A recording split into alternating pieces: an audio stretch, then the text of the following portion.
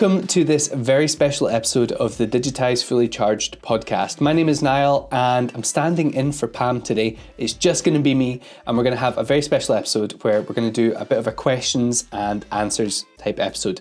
Now, I don't have a title for this style of episode yet, so please do let me know what you think we should call it.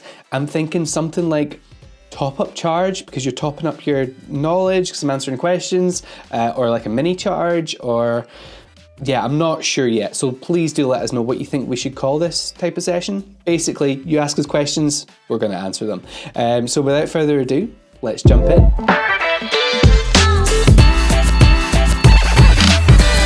Okay, question number 1. How do you record the podcast? Mics, camera, software? I want to get started to record a podcast for my students, but I don't know where to begin. What did you do to start the podcast? Cheers. Okay, so let's start with mics. So you mentioned that one first. The ones I use here, if you're watching the video, you can see. If not, it's the DJI mic. It's just the first one that was there, and I clip it onto my shirt. Another thing you can do as well is, so this is from the, I forgot the box there. No, I've not. It's like a lanyard that has a really strong magnet on it, and you can just wear it and then attach the mics in there. So that works really well, especially if you've got a thick jumper on. So that works for the clip-on mics. I do have a Sennheiser one up here as well, just as like a super backup, just in case. And then lastly, yeah, that's what I use to record. I would love to get like a Shure podcast mic, but they're like £200. So no, not at the moment, certainly. For your students, if you're doing it for your students, whatever microphone you've got, I would recommend just even getting a cheap USB mic would be a great start. The one that they've got in Chromebooks or Windows devices or iPads will do fine to get started with. Absolutely no problem with that. But if you want to up-level your audio, even a cheap USB mic is going to make a massive difference. This one here, come on, there we go.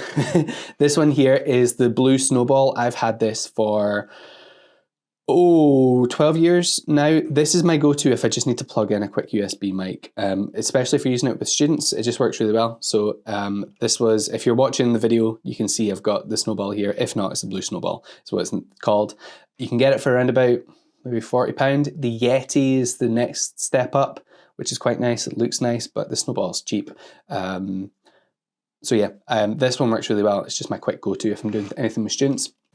Pam uses a really nice mic. I can't remember what hers is, possibly Sennheiser, that she has for hers. But yeah, if you're just getting started, the one on a device is fine. Your phone is also good if you want to record just a note and just hold it like that to you, or position it.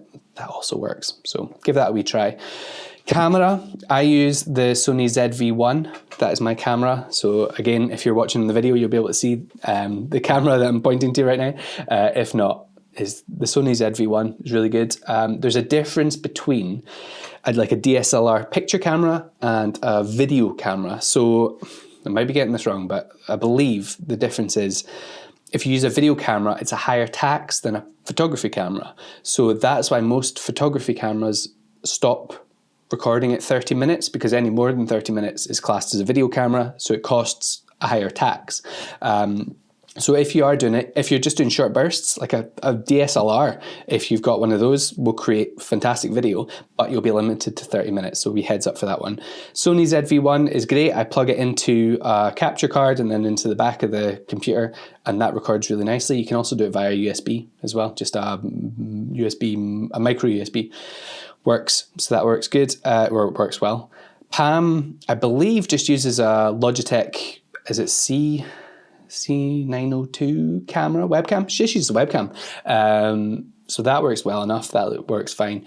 She does also have the Canon for this as well. She's got the Canon video camera for this as well, but webcam's fine. Also, again, just use the one that's on the device. It'll be fine for starting up, especially if it's just students that are recording. Just use the webcam. Don't need fancy kit at the moment. Software. So we record ours on StreamYard, and then from StreamYard you can record locally, which means that whilst you are in the video call, it saves the video of the person who is talking, like throughout. So Pam, me, and the guest will all have our video and our audio is recording locally, saves it to your device. Then once you finish the call, it automatically uploads it to their server, and then I just download that. You can do this with things like Zencastr as well. It's great for recording. Soundtrap is another one. If you use Soundtrap, it's great for recording the audio and editing the audio as well. For editing, what I then do is I stick it into Premiere Pro and I edit in there. I did use Adobe, what's the sound one for Adobe called? I can't remember off the top of my head, but I was just playing around with settings and spending a ridiculous amount of time. So I just use the one that's in Premiere Pro, that's fine. For editing for yourselves, if it's video, Canva is grand, it'll be fine. Adobe Express will be grand. If it's just the audio, Soundtrap is great, and it shows you everything that you need to do. You can see the waves as somebody's talking, so that's really good. So try that. How did we get started? So the first thing we wanted to do was we wanted to work out what questions did we want to ask. Why are we doing this podcast? So we worked out the questions. And then from there, we worked out who we wanted to be on the show. Now, I've had this list for close to 2 years now of people that I want on a podcast. So, I've been working on this for ages. From there, we came up with the title, and we came up with all the branding and everything. So I created our first thumbnail, sent it off to Pam and Kaz, who sent it back to me. I sent it back to them, and just a couple of iterations later, and we had it all sorted. From there, we refined like the process to get people on. So, what's the initial message? What information do they need? Like social media, where is it going to be saved, stored, that kind of stuff. So we did all of that, and then from there, we just had fun and started out kind of what we'll be doing for the podcast. So my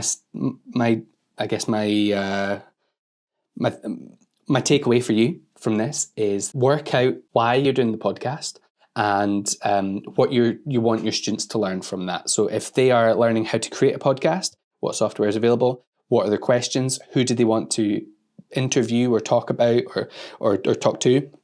So if it's issues in their local community, which businesses can they interview and talk to? If it is how to use certain pieces of software or the work that they've been doing that week, just get to know the software and the tools available to themselves, and just get to know everything really well. That's everything. And then from there, what do? We upload to YouTube and we upload to Acast. YouTube for video and Acast for audio, and Acast sends out to Spotify, Apple Podcasts, Amazon Podcasts, it sends it out to Deezer, absolutely everywhere. You can use other tools. There's things like Podbean do this, Zencastr also do this. I just used Acast. I thought it was the easiest one available, so that's what we do. But it's up to you. But honestly, see if you're recording it just with your students, just record via Microsoft Teams or Google Meet. Keep it nice and simple. The easier that it is, the more likely people are going to enjoy it. I went in very deep with this very quickly, so it does take a lot of time. I enjoy it, but if I was having to collaborate and work together with others, it would be a wee bit more messy. So just make sure it's nice and simple for everybody, and just enjoy the process of getting together and talking together, and that's when the good conversations will flow. So hopefully that's helped and shown you kind of a bit of what we do for the process here.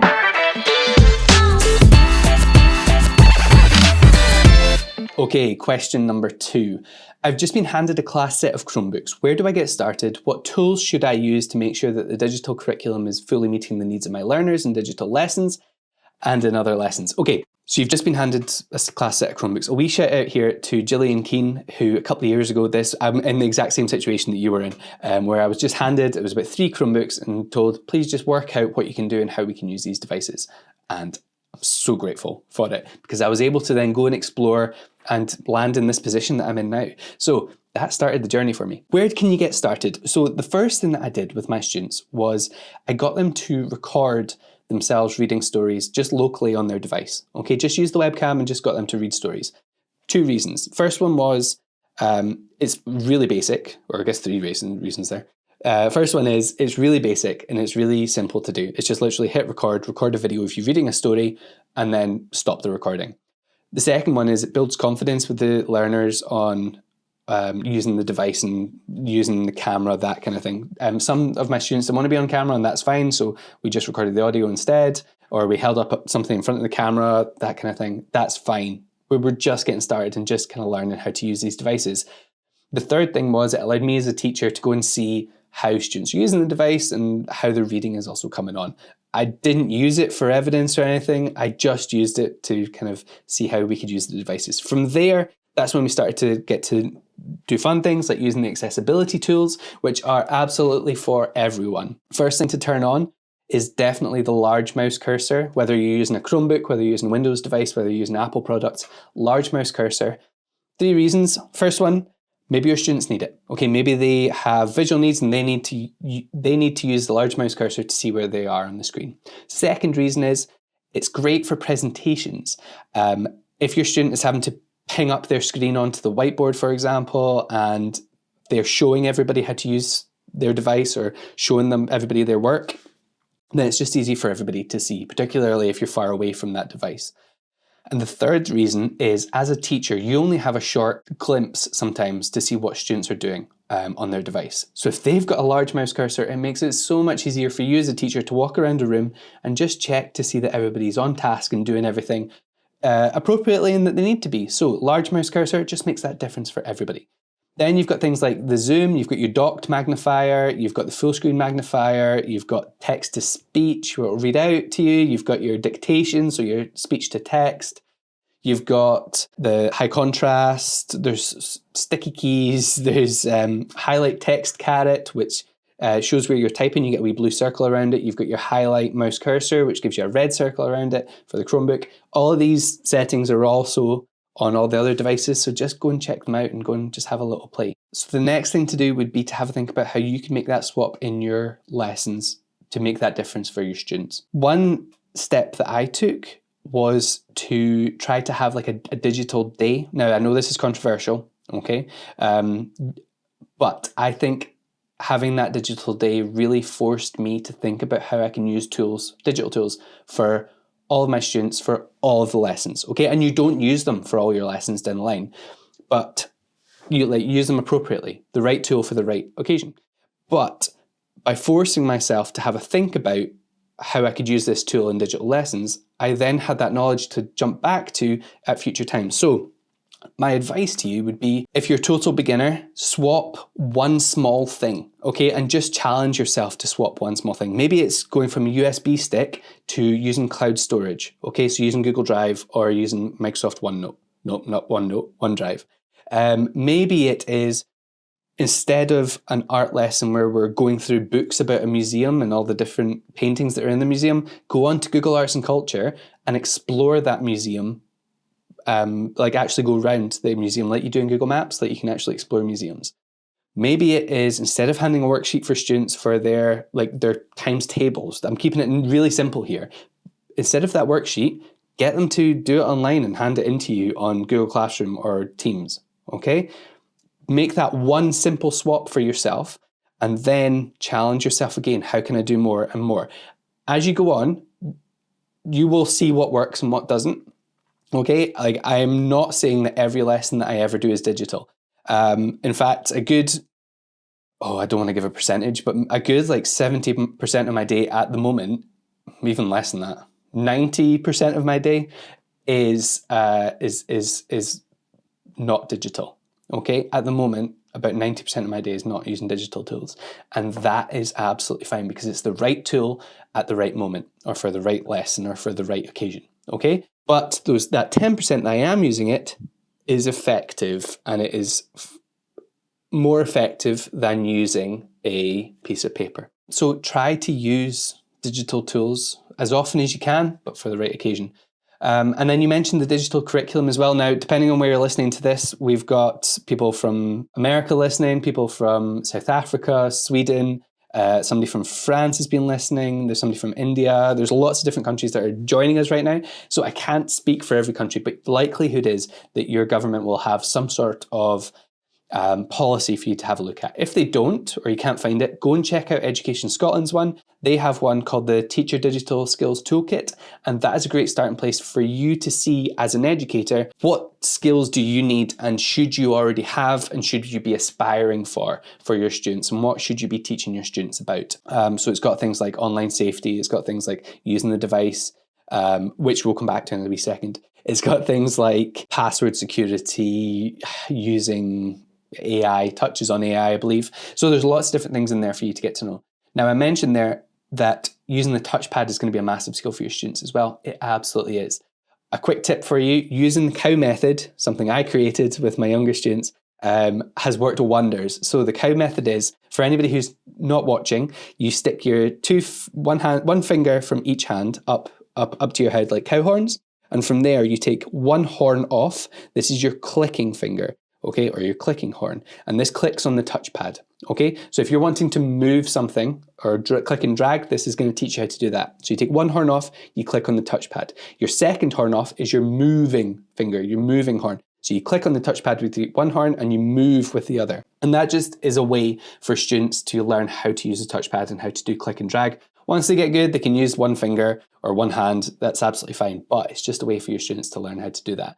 Then they can be doing things like pinch, zoom in and out. They can be using 3 fingers to swipe left and right to go back and forward web pages. You can do 2 fingers up and down to scroll. What is a click versus what is a brush or like a touch on the touchpad. 2 fingers for clicking as well. So if you press with 2 fingers on the touchpad, that's your right click. Lots of different skills available to your students that possibly they do not know about. So have a look at touchpad skills as well, just to get to know the touchpad. Hopefully I've covered lots there for you. And we're going to jump on to question number 2. Question number 3. Good morning, Pam. What can I do to make an impact in my school around apps and websites? My school has zero interest in using computers, and I've been handed the role of digital leader in my school. I know that they do not want to listen to me tell them to get with the times, but I am at the end of my tether. They print out worksheet after worksheet for their classes, and it makes me mad knowing that they can offer so much more of a rounded education for their students. I've heard you talk about SAMR, S-A-M-R, and I'd say that we are less than S. What tips would you have to excite people about using tech in their classes? Okay, so SAMR, you're probably wondering about that just now. I don't know if you can be less than S. So don't worry, because I don't think you can actually be less than S, so that's fine.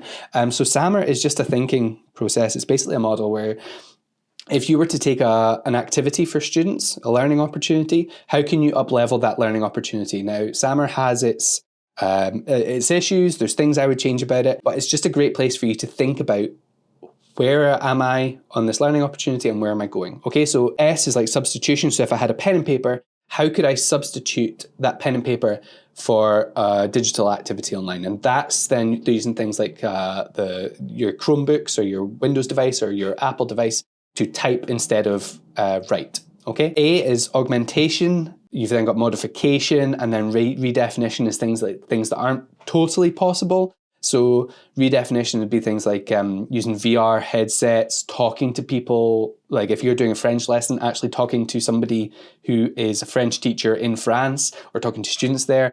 It's things like going to the moon. It's things that aren't actually physically possible from within your classroom that you're then able to do using digital technology. So that is SAMR.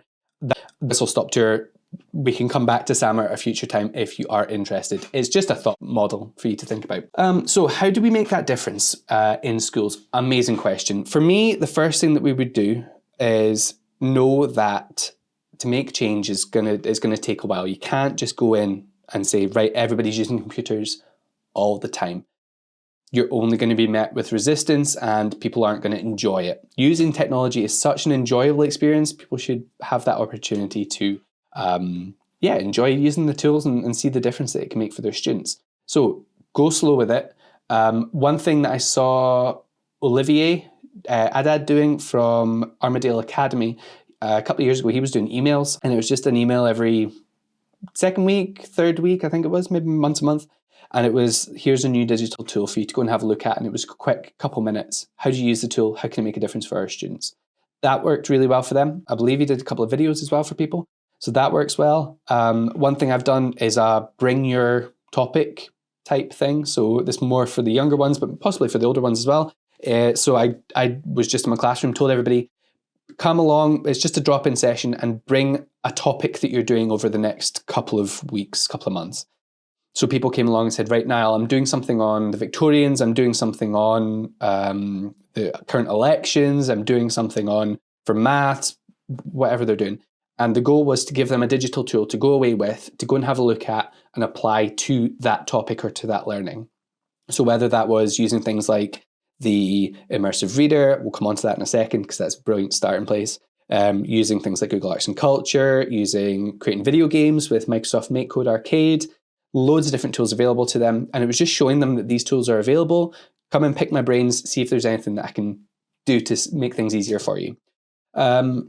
And yeah, take it easy with the tools that are available. So like I said, you could use Immersive Reader. That's a great starting place for everybody. Accessibility tools are always a fantastic starting place because you're making that difference for your students. And it's easy for educators to see that difference for their students immediately. So for Immersive Reader, one thing that I did was I had about 10 different slides on PowerPoint. And each slide had a story that, I'd thrown it in the ChatGPT and asked it to create me a story. And from there, I put the story into the slide and I made the text purposefully too small to read. So the text was there, but the students couldn't read it, okay? Even on full screen.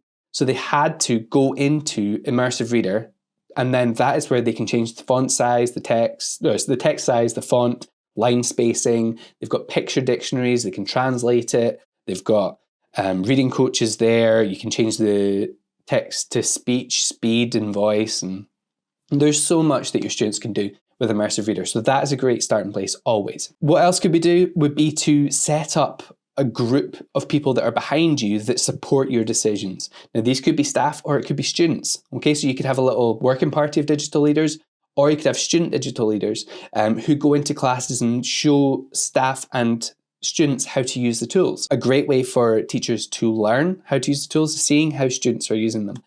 So you could have, for example, I'm recording this on Burns Night, so you could have a Burns activity where students are writing poetry and they're assigning pictures to the poem or annotating it, and just getting those digital leaders to go in and just show the teachers how to use those tools as well. So it's just flipping that way of thinking. Where the students are showing the teacher how to use the tools whilst also showing the other students how to do it. So get a team behind you that believe in your message and what you're doing. But no, it's going to take time. With every leadership role, it's going to take time. You can't go in there with all guns blazing because you're just going to be met with resistance. Walk with people, show them the route that they need to take and that you'll help them with. And together, you're going to make a massive difference, not only for the staff, but also for the students. So best of luck. Please do let us know how you get on with that. Hopefully that's helped and given you a wee bit of a starting place. And on to question number 4, the final question. Hi, Pam and crew. I've seen online that everybody is going to BET this year, but what is it? Should I be going? And how are all of these people going to BET when they have classes to cover? Just a quick question and figured you'd know the answer. Great question. Okay, so first of all, what is BET? You know what? I don't know what BET stands for. BET is an educational technology event that takes place for us, it takes place down in London. It is on, hold on, let me have a wee look. It is on the 21st to the 23rd of January next year. It says 2026 here. Although I think that's 2025. I think that's a spelling mistake there. It's also in Malaysia on the 2nd to the 3rd of October, 2024, so the year before. And then it's also in Brazil on the 28th of April to the 1st of May, 2025, so this year. It's an EdTech event, so it's honestly incredible. So as you walk in, so it's at the XL Centre in London, near the O2. And as you walk in, on either side of the building, so this was 2 years ago, was the last time I was there, on either side, you've got like an airport hangar sized rooms. And in there, there's just hundreds, possibly thousands of different exhibitors and stands and stalls and tables and of people showing off how EdTech can make a difference to your students. So you've got people like Lenovo, you've got Google for Education, Microsoft Education, you've got Canva, you've got, for example, people like Quizzes, Kahoot, you've got Soundtrap, you've got like everybody who is involved within EdTech is there. A massive shout out to Text Help, who have been there every single time I got a wee message to say, am I going this year from Text Help again?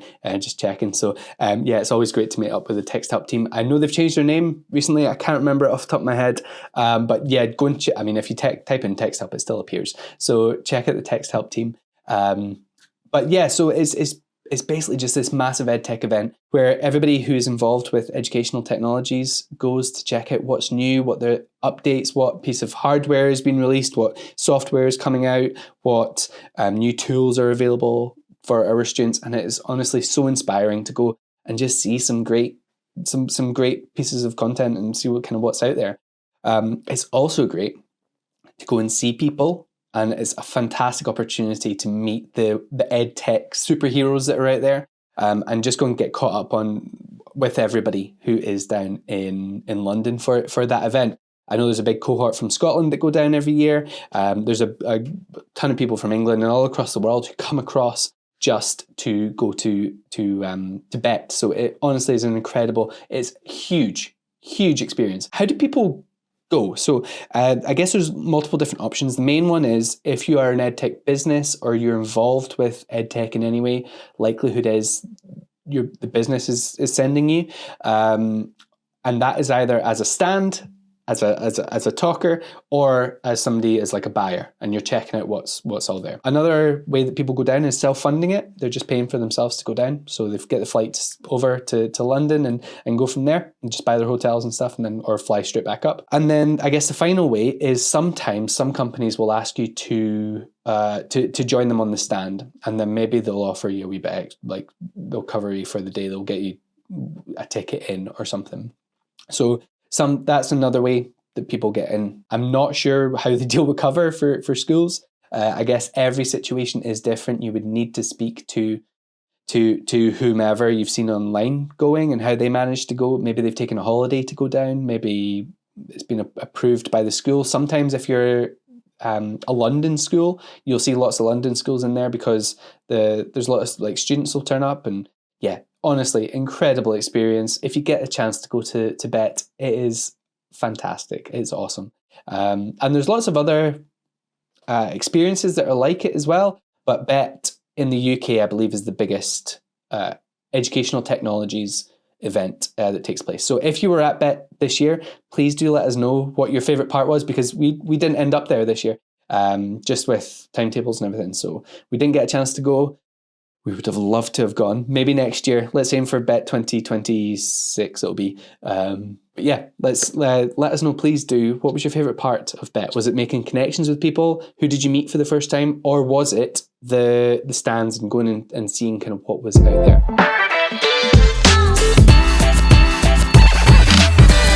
So thank you so much for joining me for this very special episode of the Digitize Fully Charged podcast. Hopefully I have answered your questions as well as I can. Hopefully you've come away with a little bit extra knowledge to go away and try with your classes or with your staff or with anybody who you're working with. We've covered lots, from looking at different tools to how to make that difference in your classes, how to make that difference in schools. So if you do have questions, you can drop us a wee message we're on Instagram, Facebook, we're on YouTube, we're on Twitter, LinkedIn, absolutely everywhere. If you search for Digitize Crew, that's our name for all these. TikTok as well, we're on TikTok, sharing the videos. So I try every day to get a post out every single day, just hoping that people will engage with it and kind of see how fantastic the podcast is. So please do share your favourite parts. Please do comment, like. You can rate us as well on things like Apple Podcasts, Spotify. At the moment, we're sitting at 5 stars. So thank you so much, everybody. We really appreciate you taking that time to to rate us and give us that feedback. The feedback so far has been fantastic. I love those messages coming in. You honestly make my day every time somebody says love the podcast, and even if it's just a throwaway comment like, oh yeah, podcast is looking great. Got one from Ian the other day. We shout out to Ian Vosser saying loving the podcast so far. So thank you, Ian. Made a difference. And every single time somebody says it, honestly, it makes me very proud to be a part of the podcast. So thank you very much for all your kind messages. If you've got questions, drop us a message. Pam is also, we've got a special website that Pam's been working on, and there's going to be a form on there for you to ask your questions as well, hopefully in the next couple of days. I'm recording this at the weekend, so yeah, I doubt Pam will be working today. It's a Saturday, so it's just me. So hopefully that appears soon. But thank you so much for joining us. My name is Niall. I'm standing in for Pam for the Digitize Fully Charged podcast. And yeah, we'll see you again soon. Cheers. Bye.